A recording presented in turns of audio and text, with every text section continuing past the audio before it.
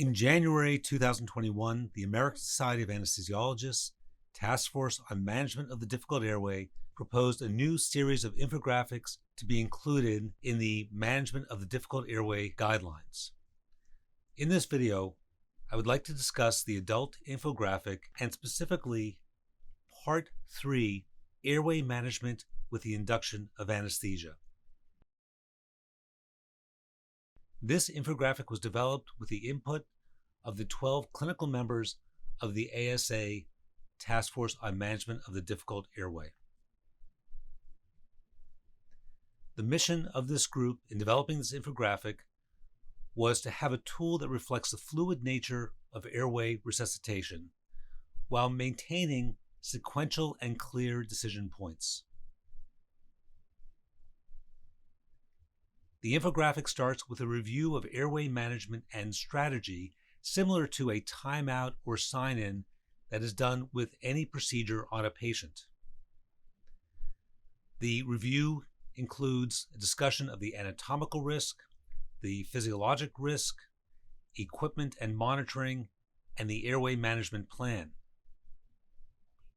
After the review is completed, pre-oxygenation and induction of anesthesia takes place. The airway plan is implemented, and if the airway plan is successful, then the case continues. If the airway plan is not successful, the clinician asks, is ventilation adequate? Ventilation is always confirmed by capnography and is regardless of the device or technique that is used.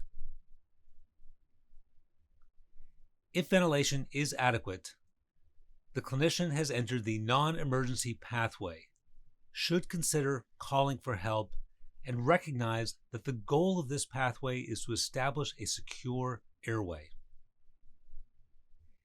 If the clinician judges by capnography that ventilation is not adequate, they have now entered the emergency pathway and should call for help, recognizing that the goal is to establish ventilation. In the non-emergency pathway, the clinician should consider use of alternative devices, that is, alternative to the original plan.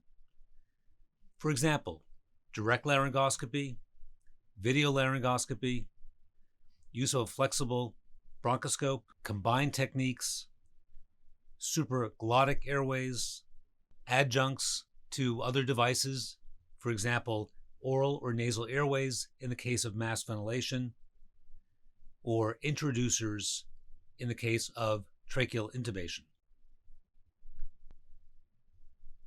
Importantly, attempts should be limited, and a reasonable approach is to limit attempts to 3 with 1 additional attempt by a clinician with higher skill. Why limit attempts? With each attempt, there is trauma to the airway that may degrade your ability to achieve ventilation. And additionally, with each plateaued attempt, safe apneic time is being expended as oxygen is being consumed at the alveolar level. The clinician should always assess ventilation between attempts, asking, is ventilation adequate by capnography? If the answer is no, then the clinician is now reverting to the emergency pathway. Another option in the non-emergency pathway is to awaken the patient. At this time, the clinician can elect to proceed with an awake intubation or postpone and return with appropriate resources. Consider regional or infiltrative anesthesia for the procedure. Consider an elective invasive airway. Alternatively, in a situation where ventilation is adequate, but the airway plan is not achieved, the team can consider an invasive airway. The invasive airway can be performed asleep or after the patient is emerged. Upper airway ventilation should be continued during the invasive airway. Controlled conditions should be maintained, and whenever possible, the invasive airway should be performed by an experienced clinician. If, after failure of the initial airway plan, the clinician determines that ventilation by any device and as measured by capnography is inadequate, they have now entered the emergency pathway. The first maneuver is to call for help, and they proceed with the goal of establishing ventilation. The next maneuvers to be undertaken are variable and going to differ with every clinical situation.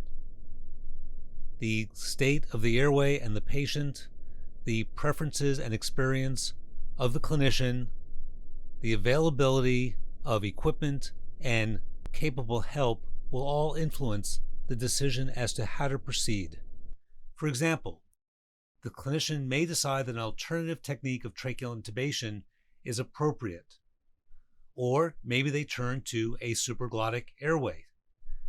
Maybe at this time they try a different type of tracheal intubation and or add an adjunct to that attempt. They may go back to mass ventilation, and if mass ventilation has proven to be non-adequate before, they might add an adjunct such as oral or nasal airway. They might decide to change the type of supraglottic airway they try next, or maybe the size of the supraglottic airway. Importantly, the clinician should limit their attempts to 3, plus an additional attempt if a clinician of higher skill is available. Limit attempts to 3 or less, plus 1 for a clinician with higher skill. Optimize every attempt. With intubation, this might mean a change in device or angulation of the videolaryngoscope blade, change in size of a blade, use of a rigid stylet, use of external laryngeal manipulation, combining techniques, employing a flexible intubation scope. With a face mask, the clinician might decide to use an oral airway, a nasal airway, try a different hand grip, change the mask size or the mask type. With supraglottic ventilation, it may include a change in size, change in design, or deciding between a first or second generation device. The clinician must avoid task fixation, stay oxygen saturation aware, stay time and attempt aware. Assess ventilation with each attempt, determining if ventilation is adequate. If ventilation is not adequate after 3 plus possibly 1 more attempt, or oxygen saturation starts to fall, the clinician moves towards emergency invasive airways. If ventilation becomes adequate, the clinician can move to the non-emergency pathway, but always assessing ventilation, and if ventilation becomes inadequate, returning to the emergency pathway and the possibility of an emergency invasive airway or other option. In summary, the expert opinion guided infographic emphasizes flexibility.